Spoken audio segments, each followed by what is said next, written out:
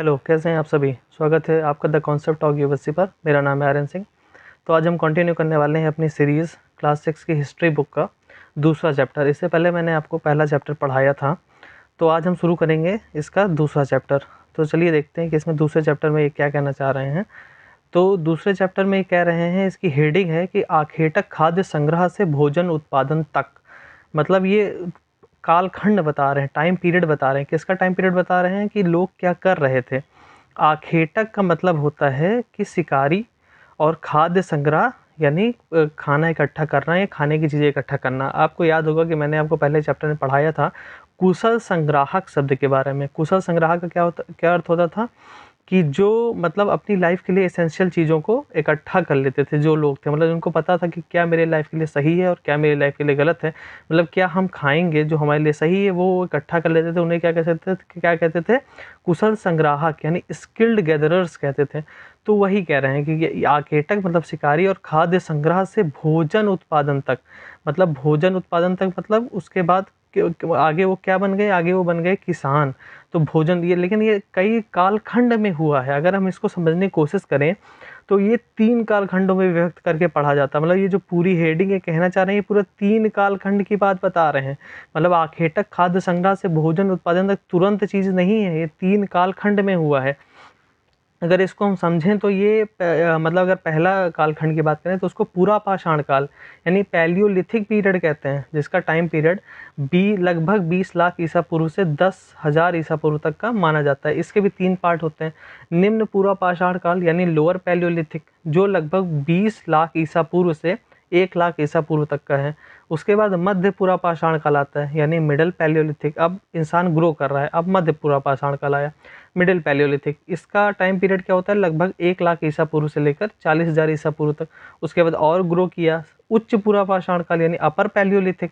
उसका time period लगभग 40,000 ईसा पूर्व से लेकर 10,000 ईसा पूर्व तक माना जाता है। अब ये पूरा पूरा पूरा पाषाण काल यानी पैलियोलिथिक पीरियड का था।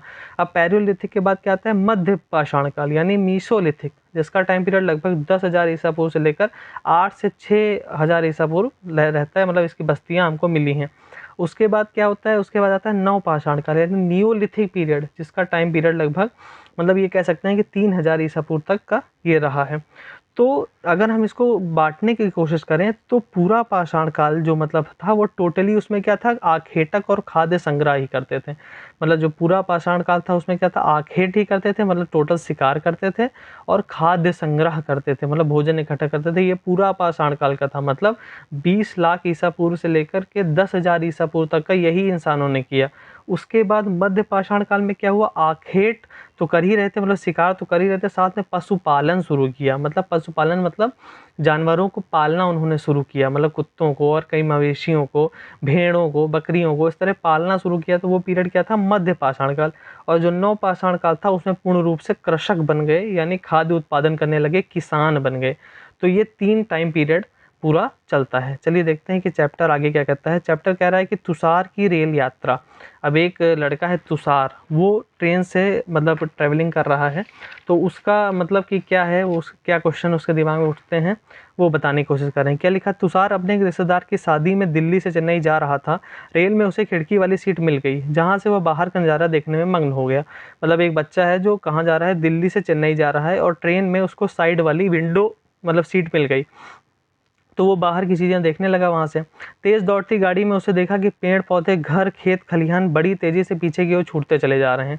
तभी उसके चाचा ने उसके कंधे पर हाथ रखकर कहा, पता है लोगों ने मात्र 150 साल पहले रेल से यात्रा करनी शुरू की थी। मतलब लोगों ने क्या किया था, सिर्फ 150 साल पहले ही ट्रेन से मतलब ट्रैवलिंग करना शुरू किया, और बस तो इसके कुछ दशक बाद आई, मतलब बस इसके बाद आई। तुषार सोचने लगा कि जब लोगों के पास आने जाने के लिए तेज़ रफ्तार वाली सवारियां नहीं थी तो क्या वे यात्रा ही नहीं करते थे। क्या आप इसका आंसर दे सकते हैं। आपने पिछले चैप्टर में ही पढ़ा है कि लोग यात्राएं करते थे, किस वजह से करते थे, मतलब या तो वहाँ आपदाएं आ जाती थी, बूढ़ा मतलब बाढ़ आ जाती थी, या सूखा पड़ जाता था, इस वजह से वो यात्राएं कर रहे थे, या किस लिए कर रहे थे, या वो अपनी आजीविका के लिए यात्राएं कर रहे थे।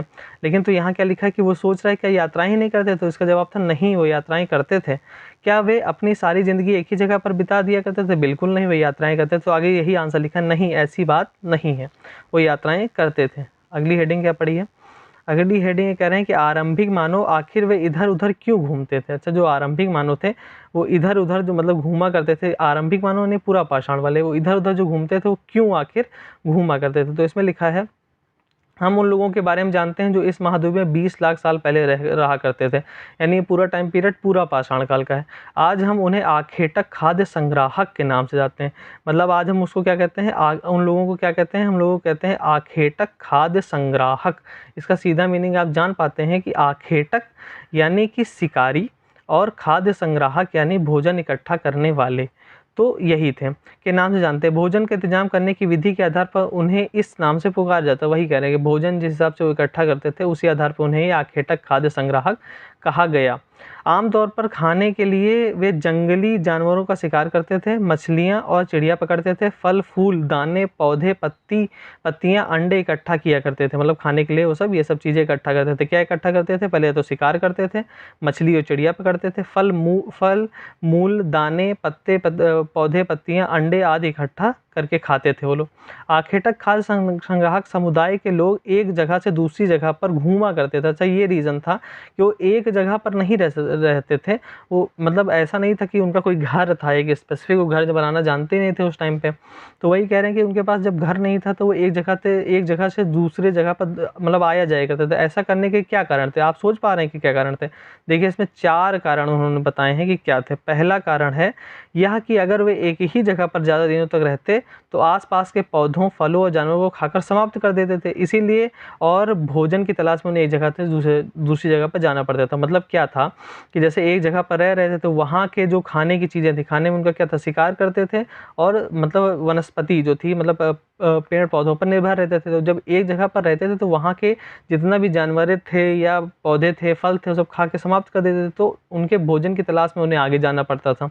दूसरा कारण क्या कह रहे हैं, दूसरा कारण यह कि जानवर अपने शिकार के लिए या फिर हिरण और मवेशी अपना चारा ढूंढने के लिए एक जगह से दूसरी जगह पर जाया करते थे।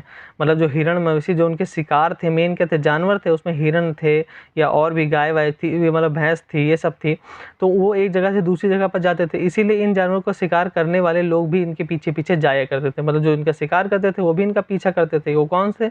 आखेटक खाद्य संग्राहक थे। तीसरा कारण इन्होंने क्या कहा कि यहाँ के पेड़ों और पौधों में फल फूल अलग अलग मौसम में आते हैं, इसीलिए लोग इनकी तलाश में उपयुक्त मौसम के अनुसार अन्य इलाकों में घूमते होंगे।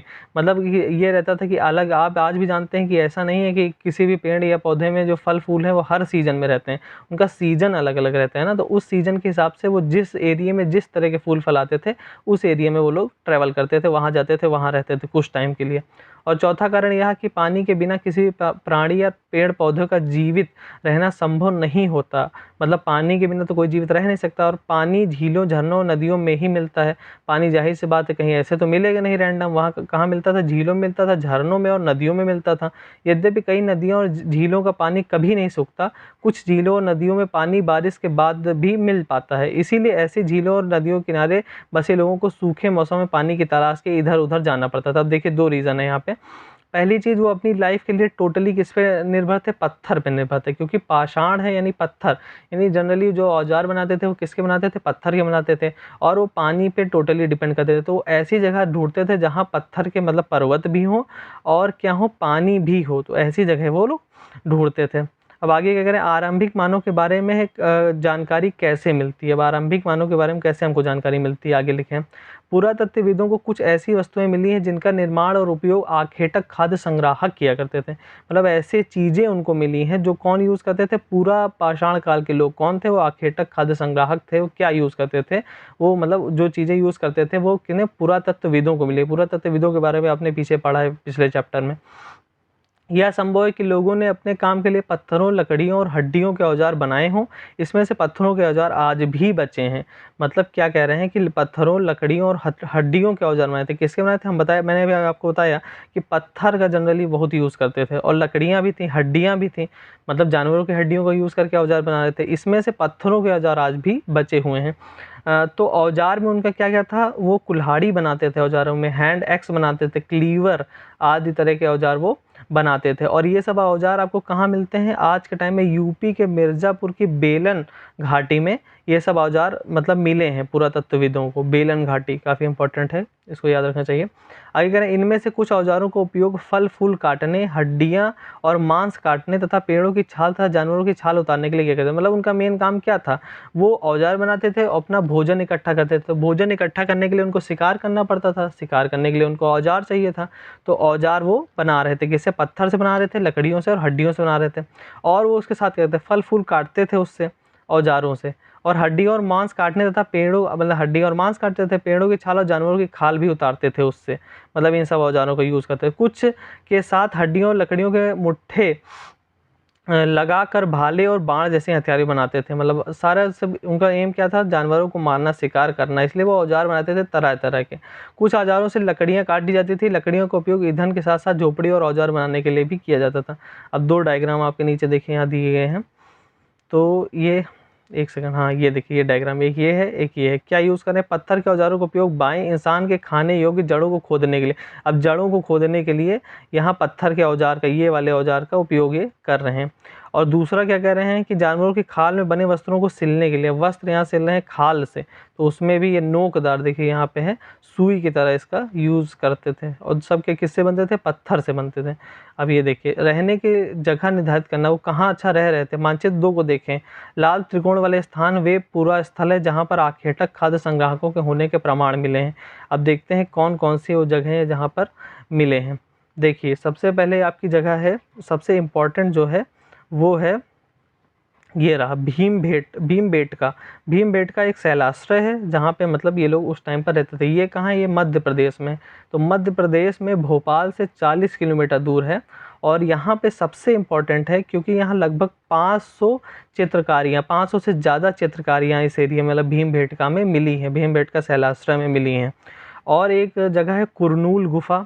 अब कुरनूल गुफा हम ढूंढते हैं कि कुरनूल गुफा कहाँ पे है। कुरनूल गुफा कहाँ है? आंध्र प्रदेश में है। ये देखिए, ये है आपकी कुरनूल गुफाएं। ये कुरनूल गुफा कहाँ पे है? ये सब पूरा पाषाण काल के मतलब स्थल हैं। तो कुरनूल गुफाएं कहाँ पे हैं? ये आंध्र प्रदेश में है। यहाँ पे हड्डी के उपकरण मिले हैं, जैसे आपने पढ़ा कि पत्थर और हड्डी के बनाते थे, लकड़ी के बनाते थे, वैसे हड्डी के उपकरण यहाँ पे मिले हैं और राख के अवशेष मिले हैं। उसके बाद हुंसगी ये रहा हुंसगी। ये हुंसगी आपका कर्नाटक में है। और यहाँ पे क्या मिला है? यहाँ चूना पत्थरों के औजार मिले हैं। तो ये 3 यहाँ स्थल दिखाए गए, उसमें बहुत सारे स्थल हैं लेकिन मेनली यहाँ 3 पूरा पाषाण के स्थल दिखाए गए। कौन सा? भीमबेटका, कुरनूल गुफाएं और हुंसगी। तो आगे ये क्या कह रहे हैं? आगे ये कह रहे हैं कि इसके अलावा भी कई स्थलों पर आखेटक खाद्य संग्राहक रहते थे। मानचित्र में सिर्फ कुछ गिने चुने स्थान चिन्हित किए हैं। कई पूरा स्थल नदियों और झीलों के किनारे पाए गए हैं। कई ऐसे हैं जो कहाँ पाए गए हैं? नदियों और झीलों के किनारे। आप रीज़न जानते हैं कि नदियों और झीलों के किनारे क्यों है? क्योंकि पानी सबसे ज़्यादा इसेंशियल चीज़ था और पत्थर उनके लिए सबसे ज़्यादा इसेंशियल चीज़ था। तो वो ऐसी जगह बनाते थे जहाँ उनके पत्थर भी पास में मिल जाए, मतलब पर्वत भी रहें, पत्थर भी मिल जाएँ और साथ में उनको क्या मिल जाए? और साथ में उनको पानी भी लाइफ के लिए मिल जाए। ठीक, ये भीमबेटका शैलाश्रय है जो आप देख रहे हैं यहाँ पे।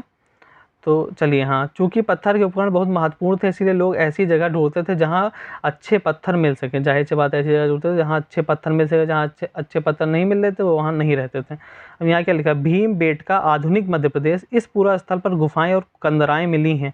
लोग इन गुफाओं में इसलिए रहते थे क्योंकि जहाँ यहाँ उन्हें मतलब ये गुफाएं हैं। भीमबेटका क्या है? गुफा, शैलाश्रय टाइप का है।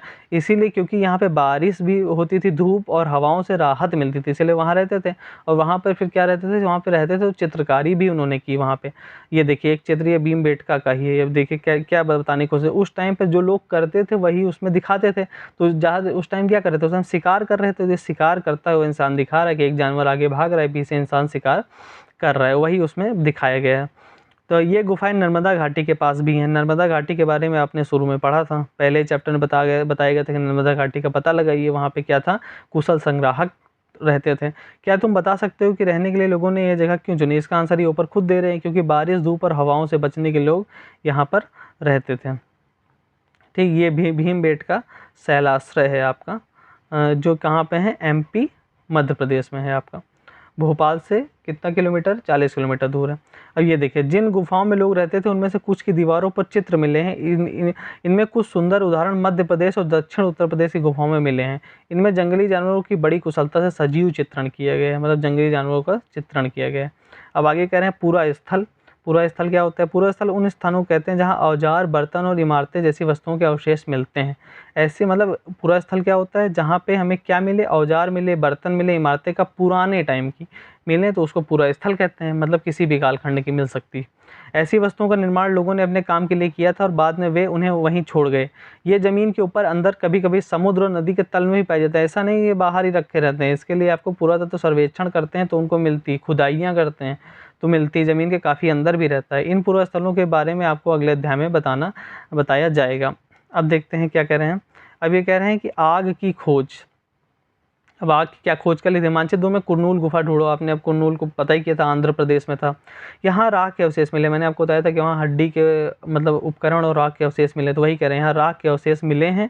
इसका मतलब यह है कि आरंभी लोग आग जलाना सीख गए थे। आग का इस्तेमाल कई कार्यों के लिए किया जाता था, जैसे प्रकाश के लिए, मांस भूनने के लिए और खतरनाक जानवरों को दूर भगाने के लिए वो लोग करते थे। मतलब शैलाश्रय में रह रहे थे तो क्या करते थे? आग जलाना जानते थे, तो प्रकाश के लिए, मांस भूनने के लिए, सबके लिए वो आग का यूज़ कर रहे थे।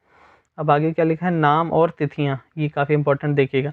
हम जिस काल के बारे में पढ़ रहे हैं वो पुरातत्वविदों ने उन्हें उनके बड़े बड़े नाम रखे हैं। आरंभिक काल को वे क्या कहते हैं? मैंने जैसे आपको बताया था पूरा पाषाण काल ना, उस आरंभिक काल को वो लोग क्या कह रहे हैं? पूरा पाषाण काल, पैलियोलिथिक कहते हैं। ये दो शब्दों का पूरा यानी प्राचीन, पूरा का अर्थ क्या है यहाँ पे? पूरा का आपका अर्थ होता है प्राचीन, और पाषाण यानी पत्थर, यानी पुराना पत्थर, मतलब इसी आधार पे इसका वर्गीकरण किया है। यह नाम पूरा पाषाण से प्राप्त पत्थर के औजारों को महत्व को बताता है। पूरा पाषाण काल में 20 लाख साल पहले से 12,000 साल पहले के दौरान माना जाता है। इस काल को भी 3 भागों में, कौन सा? आरंभिक, और फिर मध्य, और फिर उत्तर। पूरा पाषाण काल में 3 होते हैं। मानव इतिहास की लगभग 99% कहानियाँ इसी काल के दौरान घटित हुई। जिस काल में हमने पर्यावरणीय बदलाव मिलते हैं उसे मेसोलिथिक यानी मध्य पाषाण कहा जाता है। ठीक, जो इसके बाद के कालखंड आता है कौन सा? मध्य पाषाण होता है। इसका समय लगभग 12,000 साल पहले से 10,000 साल पहले तक माना जाता है। इस काल के पाषाण औजार आमतौर पर बहुत छोटे होते थे, मतलब जो इनकी साइज से, मतलब पहले जो पूरा पाषाण से अब मध्य पाषाण के जो औजार हैं वो काफ़ी छोटे हो गए हैं, तो इसे माइक्रोलिथ या लघु पाषाण कहा जाता है। आपसे पूछ भी सकते हैं कि मध्य पाषाण में कैसे औजार यूज होते थे, तो माइक्रोलिथ या लघु पाषाण औजार यूज होते थे। प्रायः इन औजारों से हड्डियों या लकड़ियों के मुट्ठे लगे हंसियाँ, आरी जैसे औजार मिलते हैं। साथ साथ पूरा पाषाण युग और वाले औजार भी इस दौरान पाए जाते हैं। अगले युग की शुरुआत लगभग 10,000 साल पहले से होती है, जिसको क्या कहते हैं? नवपाषाण युग कहते हैं, जो आगे होता है। नवपाषाण का क्या मतलब होता है? मतलब नया पत्थर, नए और अच्छे से परिष्कृत रूप में करते हैं। उस टाइम पे तो खेती भी शुरू कर देते हैं। हमने कुछ स्थानों के नाम दिए हैं, अगले अध्यायों में तुम्हें ऐसे अनेक नाम मिलेंगे। अक्सर हम पुराने स्थानों के लिए उन नामों का प्रयोग करते हैं जो आज प्रचलित है, क्योंकि हमें ज्ञात नहीं कि उस काल में उनके क्या नाम थे। हमको नहीं पता कि उस टाइम में उसके क्या नाम थे, इसलिए हम क्या करते हैं? मतलब यूज़ करते हैं, अपने हिसाब से नामों को यूज़ करते हैं। ठीक, अब आगे क्या कहते हैं? बदलती जलवायु। अब जलवायु लगातार बदल रही थी, जलवायु के हिसाब से ही मतलब जीवन यहाँ पे बढ़ा, फला फूला। लगभग 12,000 साल पहले दुनिया की जलवायु में बड़े बदलाव आए और गर्मी बढ़ने लगी। मतलब ये है पूरा पाषाण काल में आइस एज था, मतलब हिम युग था। मतलब लगभग धरती का भाग जो ऊंचले स्तर थे, पर्वत टाइप के, वो पूरे बर्फ से ढके हुए थे। इसीलिए लोग कहाँ रह रहे थे? इसीलिए लोग भीमबेटका जैसे शैलाश्रयों में रह रहे थे, कि मतलब बाहर निकलना उतना काफ़ी डिफिकल्ट था। लेकिन धीरे धीरे क्या हुआ? जब मध्य पाषाण काल आया तो उस टाइम गर्मी बढ़ने लगी। तो गर्मी बढ़ने से क्या होता है? इसके परिणाम स्वरूप कई क्षेत्रों में घास वाले मैदान बनने लगे, मतलब घासें, मतलब जितना वनस्पति तेजी से फैलने लगी। इसमें हिरण, बारहसिंगा, भेड़, बकरी, गाय जैसे उन जानवरों की संख्या बढ़ी जो घास खाकर जिंदा रहते हैं, मतलब उनकी संख्या काफ़ी तेजी से बढ़ी। जो लोग इस जानवरों को शिकार करते थे वे भी इनके पीछे आए और इनके खाने पीने की आदतों, प्रजनन के समय की जानकारी हासिल करने लगे। और हो सकता है कि तब लोग इन जानवरों को पकड़कर अपनी ज़रूरत के अनुसार पालने की बात सोचने लगे हों। साथ ही इस काल में मछली भी भोजन का महत्वपूर्ण स्रोत बन गई थी। मतलब गर्मी जैसे बढ़ने लगी मध्य पाषाण के बाद से, मतलब चीज़ें चेंज होने लगी, आइस एज चली गई और क्या, गर्मी काफ़ी तेज़ी से बढ़ने लगी, जिससे क्या हुआ? घास के मैदान बड़े हुए, उसको खाने वाले, घास खाने वाले जीव बड़े, मतलब बढ़ते गए। और उसी टाइम से इंसानों ने मतलब पशुपालन की तरफ ध्यान शुरू किया। उसके बाद आते हैं खेती और पशुपालन की शुरुआत। इस दौरान उपमहाद्वीप के भिन्न भिन्न इलाकों में गेहूं, जौ और धान जैसे अनाज प्राकृतिक रूप से उगाए जाने लगे थे। कौन से अनाज उगा रहे थे? गेहूं, जौ और धान उगा रहे थे प्राकृतिक रूप से। अब आपसे पूछा जाता है सबसे पहले कौन सा अनाज उगाया गया, तो जौ उगाया गया। मतलब गेहूं, जौ और धान उसी पीरियड में उगाए गए थे। शायद महिलाओं, पुरुषों, बच्चों ने इन अनाजों को भोजन के लिए बटोरना शुरू कर दिया हो। साथ ही वे यह सीखने लगे कि अनाज कहाँ उगते हैं और कब पककर तैयार होते हैं। ऐसा करते करते लोगों ने इन अनाजों को खुद पैदा करना सीख लिया होगा। इस प्रकार धीरे धीरे वे कृषक बन गए। मतलब नवपाषाण आते आते वो क्या बन चुके थे? किसान बन चुके थे, कृषक। और वो क्या गेहूं, जौ, धान उगा रहे थे।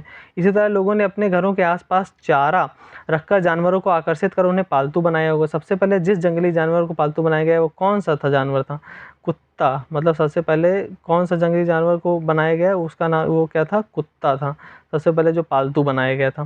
धीरे धीरे लोग भेड़, बकरी, गाय और सूअर जैसे जानवरों को भी अपने घरों के नज़दीक मतलब आने के लिए उत्साहित करने लगे, क्योंकि उनसे क्या मिलने लगा था? दूध मिलने लगा था। ठीक, ऐसे जानवर झुंड में रहते थे और ज़्यादातर घास खाते थे। अक्सर लोग अन्य जंगली जानवरों के आक्रमण से इनकी सुरक्षा किया करते थे और धीरे धीरे वे पशुपालक बन गए। और धीरे धीरे वो क्या बन गए? पशुपालक। अब आपने देखा कैसे आखेटक खाद्य संग्राहक से विकास होते होते इंसान क्या बन जा रहा है? पशुपालक बनता चला जा रहा है। मतलब कि और धीरे धीरे कृषक भी बन गया। दोनों चीज़ हो गई। अब आपको कुछ स्थान में दिखाता हूँ जो नवपाषाण के हैं। मतलब ये जिसमें दोनों बात कर रहे हैं कि ये कौन से स्थान है नवपाषाण के। ये देखिए, ये कौन से हैं? ये देखिए, एक है ये बुर्ज होम, ये आपका कश्मीर में है। यहाँ पे कुत्ते के अवशेष मिले हैं। जैसा अभी बताया गया ना, सबसे पहले पालतू क्या बना था? कुत्ता बना था। तो वहाँ कुत्ते के अवशेष मिले हैं। फिर ये कश्मीर में है। फिर ये है मेहरगढ़, जो आज के पाकिस्तान में है। यहाँ किसके? भेड़, बकरी और मवेशी, मतलब कि गाय, बैल, भैंस, इन सब के प्रमाण मिले हैं मेहरगढ़ से। फिर इसी तरह है चिरांद। चिरांद आपका कहाँ पे है? चिरांद आपका बिहार में है। और यहाँ पे क्या है? भैंस और बैल के प्रमाण आपके मिले हैं। ठीक, तो ये नवपाषाणिक स्थल हुए आपके। फिर तो यहाँ यही ये बताने की कोशिश कर रहे थे कि बदलती जलवायु और ये सब हुआ। अब बसने की प्रक्रिया। अब बसने की प्रक्रिया क्या है? लोगों द्वारा पौधे उगाने और जानवरों की देखभाल करने के को बसने की प्रक्रिया क्या? मतलब अब लोग सिविलाइज्ड धीरे धीरे हो रहे हैं। देख लीजिए, इसी को क्या कहा है? बसने की प्रक्रिया। मतलब क्या? पौधे उगा रहे हैं, कृषक बन रहे हैं और जानवरों को मतलब पशुपालक बन रहे हैं। अपनाए गए ये पौधे और तथा जानवर अक्सर जंगली पौधों तथा जानवरों से भिन्न होते हैं। क्यों भिन्न होते हैं जंगली जानवर? क्योंकि जंगली तो भाई जंगली होता है और पालतू पालतू होता है, तो वो अंतर दिखने लगता है साफ। तो वही होता है। इसकी वजह यह है कि बसने की प्रक्रिया की दिशा में अपनाए गए पौधों या जानवरों के लोग चयन करते हैं। मतलब लोग खुद इतना दिमाग लगाने लगे क्या उनके लिए ज़रूरी है और क्या उनके लिए ज़रूरी नहीं, कौन सा जानवर उनके लिए ज़रूरी है, कौन सा जंगली जानवर है जो उनके पास आएगा तो उनको दिक्कत होगी या उनको नुकसान पहुँचा सकता है। उसी तरह कौन से पौधे विषैले हैं जो उनको नहीं खाने और कौन से पौधे उनको उगाने हैं, ये उनको पता चलने लगा। उदाहरण, ये उदाहरण कौन सा दे रहे हैं? उदाहरण दे रहे हैं कि उदाहरण के तौर पर लोग उन्हीं पौधों तथा जानवरों को चयन करते थे जिनके बीमार होने की संभावना कम हो। यही नहीं, लोग उन्हीं पौधों को चुनते थे जिनके बड़े दाने वाले अनाज होते थे। मतलब ऐसे पौधे चुनते थे जो बड़े दाने होते थे, साथ ही जिनकी मजबूत डंठलें अनाज के पके दानों के भार को संभाल सकें। ऐसे पौधों के बीजों को संभाल कर रखा जाता था ताकि फिर उन्हें उगाया जा सके। मतलब अगले साल जैसे आज भी हम लोग करते हैं वैसे वो लोग भी करना शुरू कर दिए थे, क्योंकि किसान धीरे धीरे बन रहे थे। उन्हीं जानवरों को आगे प्रजनन के लिए चुना जाता था जो आमतौर पर अहिंसक हो। मतलब जो अहिंसक थे, हिंसक नहीं थे, जंगली नहीं थे। इसीलिए हम देखते हैं कि पाले गए जानवरों द्वारा कृषि के लिए अपनाए गए पौधों, जंगली जानवरों तथा पौधों में धीरे धीरे भिन्न होते गए। मिसाल के तौर पर जंगली जानवरों की तुलना में पालतू जानवरों की दांत और सींग छोटे होते हैं। बसने की प्रक्रिया पूरी दुनिया में धीरे धीरे चलती रही। यह करीब 12,000 साल पहले शुरू हुई, वही मध्य पाषाण के बाद से शुरू हुई। वास्तव में आज हम जो भोजन करते हैं वे इसी बसने की प्रक्रिया की वजह से है। कृषि के लिए अपनाई गई सबसे प्राचीन फसलों में गेहूं और जौ आते हैं। सबसे प्राचीन पहले गेहूं और जौ है। उसी तरह सबसे पहले पालतू बनाए गए जानवर कौन से? कुत्ते के बाद भेड़ और बकरी सबसे ज़्यादा पालतू, मतलब शुरू में बनाए गए। गेहूँ और जौ पहले उगाए गए थे, उसके बाद क्या था? जानवर में कुत्ते और भेड़ बकरी पहले पाले गए थे। फिर कह रहे हैं एक नवीन जीवन शैली। तुम किसी पौधे के बीज को बोकर देखो, तुम पाओगे कि इसे विकसित होने के कुछ वक्त लगता है। इसमें कुछ दिन, महीने या फिर साल तक लग सकता है। इसीलिए जब लोग पौधे उगाने लगे तो उनकी देखभाल के लिए उन्हें एक ही जगह पर लंबे समय तक रहना पड़ा। अब देखिए, पहले आखेटक खाद्य संग्राहक क्या थे? एक जगह से दूसरी जगह तक घूमते रहते थे। लेकिन अब जैसे मतलब सभ्यता विकसित हुई, नवपाषाण काल आया, मध्य पाषाण के बाद नवपाषाण काल आया, तो उसमें लोग कृषि करने लगे, पशुपालन करने लगे। तो जब कृषि करने लगे तो भाई फसल उगने में एक टाइम लगता है, तुरंत उग नहीं जाती। 6 महीना 8 महीना टाइम टाइम लगता है, तो वो एक जगह पर धीरे धीरे रहने लगे। बीज बोने से लेकर फसलों के पकने, पौधों की सिंचाई, खरपतवार हटाने, जानवरों तथा चिड़ियों से उनकी सुरक्षा करने से बहुत से काम शामिल थे। कटाई के बाद अनाज का उपयोग बहुत संभाल कर करना पड़ता था, क्योंकि ज़्यादा अनाज उस टाइम नहीं पैदा कर पा रहे थे। अनाज को भोजन और बीज दोनों ही रूपों में बचा कर रखना आवश्यक था, इसीलिए लोगों ने इसके भंडारण की बात सोचने लगी। और बहुत से, अब देखिए यहाँ के लोग अनाज का उपयोग कैसे होता था, बीज के रूप में, मतलब अगले साल जो करते थे, खाद्य के रूप में जो खाते थे, उपहार भी उस टाइम इस देने लगे थे, तो उपहार के रूप में और भंडारण के रूप में, मतलब भंडारण किया करते थे। तो आगे कह रहे हैं बहुत से इलाकों में लोगों ने मिट्टी के बड़े बड़े बर्तन बनाए, मतलब मिट्टी के बर्तन उन्होंने बनाना शुरू किए, टोकरियाँ बुनी और ज़मीन में गड्ढा खोदा, गर्तावास किया। ठीक है, तो अगर हम बात करें तो उस टाइम पे नवपाषाण में पॉलिशदार काली मिट्टी के बर्तन लोग बनाना शुरू किए, जिसको हिंदी में मृदभांड का उपयोग करते हैं। ठीक, वो कहते हैं। जानवर चलते फिरते खाद्य भंडार, जानवर बच्चे देते हैं जिनकी उनकी संख्या बढ़ती है। अगर जानवरों की देखभाल की जाए तो उनकी संख्या बढ़ती ही है, साथ ही उनके दूध भी प्राप्त होता है, जो भोजन का एक अच्छा स्रोत है। इसीलिए क्या है, जानवर क्या है, चलते फिरते खाद्य भंडार हैं, क्योंकि वो दूध भी देते हैं, ठीक, और उनकी संख्या भी तेजी से बढ़ती है। यही नहीं, जानवरों में हमें मांस भी मिलता है। दूसरे शब्दों में पशु पालन भोजन के भंडार का एक तरीका है, इसीलिए वो लोग दिमाग लगा के धीरे धीरे पशुपालन करना शुरू कर देते हैं। आओ आरंभिक कृषकों पशुपालकों के बारे में पता करें। मानचित्र 2/13 देखो, क्या तुम्हें कुछ नीले वर्ग दिख रहे हैं? ये नवपाषाणिक स्थल है, जिसको मैंने भी आपको बताया। कौन कौन से? बुरजहोम, मेहरगढ़, चिरान जैसे। इनमें से प्रत्येक बिंदु उस जगह को दर्शाता है जहाँ पुरातत्वविदों को शुरुआती कृषकों पशुपालकों के होने के साक्ष्य मिले हैं नवपाषाण काल के। ये पूरे उपमहाद्वीप पाए गए हैं। इसमें सबसे महत्वपूर्ण पश्चिमोत्तर क्षेत्र है। ठीक, पश्चिमोत्तर क्षेत्र में कौन सा आपका था? मेहरगढ़, पाकिस्तान में। और फिर आधुनिक कश्मीर कौन सा? बुरजहोम था। ठीक, आपने देखा। और पूर्वी और दक्षिण भारत में, और दक्षिण भारत के क्षेत्रों में भी पाए गए हैं। वास्तव में दक्षिण निर्दिष्ट स्थान कृषकों पशुपालकों की बस्तियां थी या नहीं, इसे जांचने के लिए वैज्ञानिक क्या कहते हैं, वैज्ञानिक खुदाई इसमें मिले पौधों पशुओं की हड्डियों के नमूनों का अध्ययन करते हैं। इनमें सबसे रोचक जले हुए अनाज के दानों के अवशेष हैं। ऐसा लगता है कि गलती से या फिर जानबूझकर जलाए गए होंगे। वैज्ञानिक इन अनाज के दानों की पहचान कर सकते हैं। इस तरह हमें पता चलता है कि इस महाद्वीप के विभिन्न भागों में बहुत सारे फसलें उगाई जाती थी। वैज्ञानिक विभिन्न जानवरों की हड्डियों की भी पहचान कर सकते हैं, मतलब हड्डियों की भी पहचान करते हैं और काफ़ी चीज़ें जान सकते हैं। स्थानीय जीवन की ओर, पुरातत्वविदों को कुछ पूरा स्थलों पर झोपड़ी और घरों के निशान मिले, जैसे बुरजहोम, जैसे मैंने वर्तमान कश्मीर में के लोग गड्ढे के नीचे घर बनाते थे, जैसे गर्तावास कहते थे। मतलब क्या करते थे वहाँ, मतलब कि जलवायु में कुछ ठंडक थी, इस वजह से क्या करते थे कि मतलब नीचे ज़मीन में खोद के घर बनाते थे, जिसको कहते थे गर्तावास कहते थे। इनमें उतरने के लिए सीढ़ियाँ होती थी। इनमें उन्हें ठंड के मौसम सुरक्षा मिलती थी।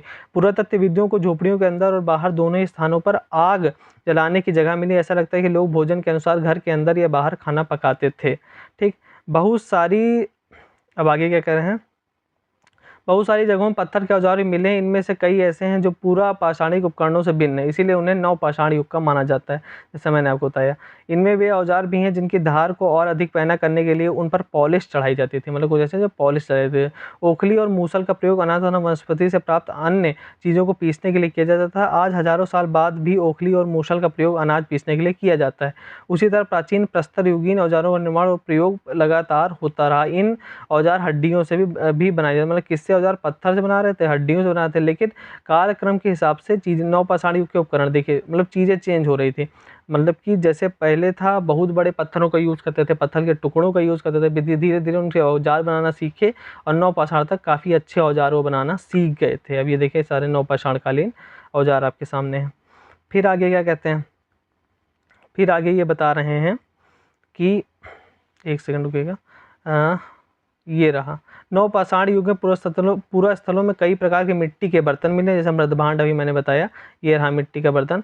कभी कभी इन पर अलंकृत भी किया जाता था। बर्तन का उपयोग चीज़ों को रखने के लिए किया जाता था, मतलब अनाज उसमें रखते थे। धीरे धीरे लोग बर्तनों का प्रयोग खाना बनाने के लिए भी करने लगे।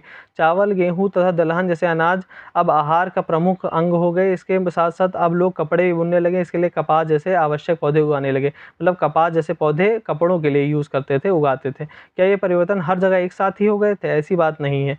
एक तरफ जहाँ कई जगहों पर स्त्री पुरुष शिकार और भोजन संग्रह करने के काम करते रहते थे, वहीं अन्य लोग हजारों सालों के दरमियान धीरे धीरे खेती और पशुपालन को अपना लिया और बहुत जगह लोग मौसम के मुताबिक बदल बदल कर अपनी जीविका चलाया करते थे। मतलब ऐसा था, ये नहीं था कि तुरंत हो गया। मैंने अभी आपको बताया ना, काफ़ी टाइम लगा। पूरा पाषाण काल, उसके 3 खंड, फिर आपका मध्य पाषाण काल, फिर नव पाषाण काल, कितना मतलब 20 लाख से चलते चलते आपका आके फिर मतलब 10,000 साल में विकसित हुए हैं। तो कितना टाइम पीरियड इसमें लग गया, विकास तुरंत नहीं हुआ है।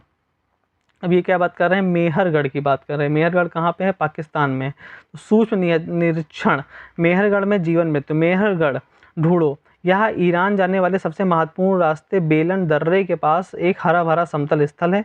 मेहरगढ़ संभवतः वह स्थान है जहाँ स्त्री पुरुषों ने इस इलाके में सबसे पहले गेहूँ, जौ और भेड़ बकरी पालना शुरू किया।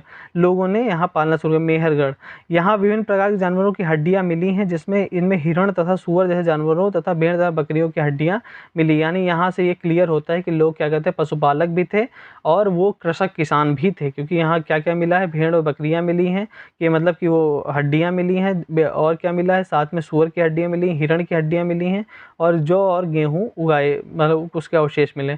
मेहरगढ़ में इसके अलावा चौकोर और आयताकार घरों के अवशेष मिले। ये देखिए, चौकोर और आयताकार यहाँ घर बने। यहाँ क्या 4 कमरे दिए गए हैं। प्रत्येक घर में 4 या उससे ज़्यादा कमरे थे, जिसमें से कुछ संभवतः भंडारण के काम आते थे। मृत्यु के बाद सामान्यतः मृतक के सगे संबंधी उसके प्रति सम्मान जताते थे। लोगों की आस्था है कि मृत्यु के बाद भी जीवन होता है। मतलब उस टाइम सबसे इम्पोर्टेंट क्या था कि लोग ये सोचते थे, मतलब इतना बुद्धि नहीं थी या जो भी था उन टाइम पे, लेकिन तभी से लोग ये सोचने लगे थे कि लोगों की आस्था है कि मृत्यु के बाद भी जीवन था, मतलब जीवन होता है। इसीलिए कब्रों मृतकों के साथ कुछ सामान रखा जाता था। मतलब क्या रखा जाता था, कुछ सामान उस टाइम में रख दिया करते थे। मेहरगढ़ में अब देखिए आगे क्या कह रहे हैं, बहुत इंपॉर्टेंट बात है। ये देखिए, मेहरगढ़ में ऐसी कई कब्र मिली है जिसमें कब्र में एक मृतक के साथ एक बकरी को दफनाया गया था। ये देखिए, एक बकरी को यहाँ दफनाया गया है साथ में। संभवतः इसे परलोक में मृतक के खाने के लिए रखा गया था। मतलब वो सोचते थे कि मरने के बाद भी जीवन होता है, मतलब परलोक में होता है, इसीलिए वो सामान कब्र में साथ में रख देते थे। तो यहाँ क्या रखा, एक बकरी को रखा गया था। बकरी की मतलब अस्थियाँ मिली हैं, जिससे ये सिद्ध होता है कि वो ये सोचते थे कि शायद वहाँ परलोक में वो खाने के काम आएगी। मेहर की कब्र का चित्र ये देखिए, बकरी के कंकाल के साथ। तो ये आपका चैप्टर यहीं पे समाप्त होता है। कोई भी क्वेरी हो तो प्लीज़ मैसेज करिएगा। और ये देखिए, कुछ यहाँ पे आपके उपयोगी शब्द यहाँ पे दिए गए हैं। क्या कह रहे हैं कि आखेटक खाद्य संग्राहक है, पूरा स्थल है, उद्योग स्थल है, आवासीय स्थल है, पूरा पाषाण, मध्य पाषाण, लघु पाषाण, कृषक यानी किसान, पशुपालक यानी कि आपका जो पशुओं को पालते थे, नव पाषाण, और कब्रें। तो चलिए, थैंक यू।